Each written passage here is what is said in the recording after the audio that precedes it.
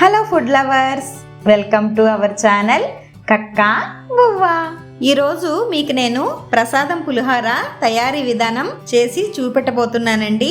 ఇది గుడిలో పులిహోర రుచిలోనే ఉంటుందండి. వరలక్ష్మి వ్రతానికి అమ్మవారికి నైవేద్యంగా పెట్టుకుంటే చాలా మంచిది. మరెందుకు ఆలస్యం, నడండి వంటింట్లోకి వంట స్టార్ట్ చేసేద్దాం. ముందుగా అరకప్పు కడిగిన చింతపండును తీసుకొని అందులో గ్లాస్ వాటర్ వేసుకొని నానబెట్టుకోవాలి. తర్వాత 2 గ్లాసుల బియ్యంకి 4 గ్లాసుల నీళ్లు వేసుకొని రైస్ను ప్రిపేర్ చేసుకోవాలి. ఇప్పుడు ఈ మసాలా వల్ల గుడిలో ప్రసాదం టేస్ట్ వస్తుందండి.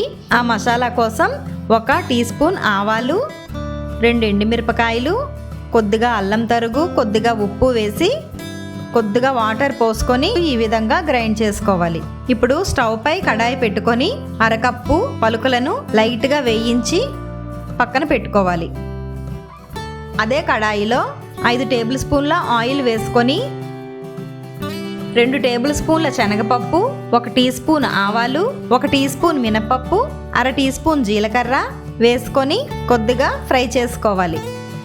ఫ్రై చేసుకున్న దాంట్లో 4 ఎండుమిరపకాయలు, 3 పచ్చిమిరపకాయ చీలికలు, కొద్దిగా అల్లం తరుగు వేసి కలుపుకోవాలి. ముందుగా వేయించుకున్న పలుకులను పొట్టు తీసి వేసుకోవాలి. దీనిని బాగా వేగనిచ్చి అందులో 1/2 టీ స్పూన్ పసుపు, కొద్దిగా కరివేపాకు వేసుకొని బాగా ఫ్రై చేయాలి. ఫ్రై అయిన తర్వాత మనం ముందుగా చేసిన మిశ్రమాన్ని కూడా వేసుకొని కొద్దిగా ఆయిల్ తేరే వరకు వేగనివ్వాలి. ముందుగా నానబెట్టుకున్న చింతపండును రసం తీసుకొని ఈ వేగిన మసాలాలోని ఆ రసాన్ని వేసుకోవాలి. సరిపడా ఉప్పు వేసుకొని ఆయిల్ పైకి తేలినంత వరకు ఉడకనివ్వాలి.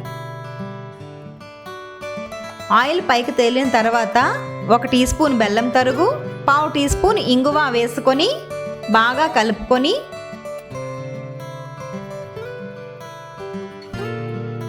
ఈ విధంగా చిక్కగా అయినంత వరకు ఉడికించుకొని తీసి పక్కన పెట్టుకోవాలి. ఇప్పుడు ముందుగా ప్రిపేర్ చేసుకున్న రైస్లో 2 పచ్చిమిరపకాయ చీలికలు, కొద్దిగా కొత్తిమీర, కొద్దిగా కరివేపాకు వేసుకొని బాగా కలుపుకోవాలి.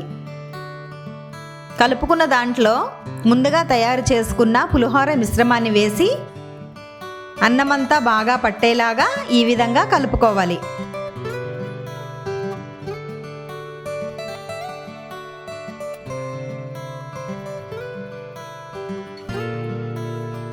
ఇలా కలుపుకుంటే మనకి పులిహోర రెడీ అయిపోతుంది. అంతేనండి, అమ్మవారికి ఎంతో ప్రీతికరమైన ప్రసాదం పులిహోర మనం 10 నిమిషాల్లో ఈజీగా ఇలా ప్రిపేర్ చేసుకోవచ్చు. ఏంటి, మీకు ఈ రెసిపీ నచ్చిందా? నచ్చినట్టయితే మీరు కూడా ఒకసారి ట్రై చేసి మీకు ఎలా వచ్చిందో కింద కామెంట్ చేయండి. ఈ వీడియోని లైక్ చేయండి, మా ఛానల్ని సబ్స్క్రైబ్ చేసుకొని బెల్ ఐకాన్ నొక్కండి. దాని వలన మేము నెక్స్ట్ వీడియో పెట్టిన వెంటనే మీకు నోటిఫికేషన్ వస్తుంది. అలాగే ఫేస్బుక్ అండ్ ఇన్స్టాగ్రామ్లో కూడా ఫాలో అయ్యి మమ్మల్ని సపోర్ట్ చేయండి. Thank you for watching.